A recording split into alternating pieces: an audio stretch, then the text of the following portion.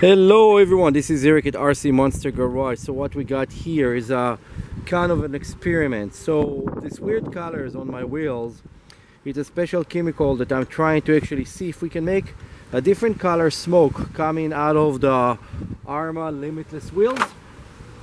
I'm gonna do a couple runs with it and then bring it back just to warm up the tire, see if we can actually smoke them up in a different color smoke.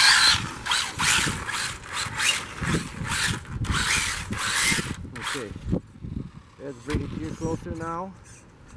Okay, and let's see if we're gonna get a better resulting color. I don't think we will, but let's see. This camera see it too. Yeah, let's try.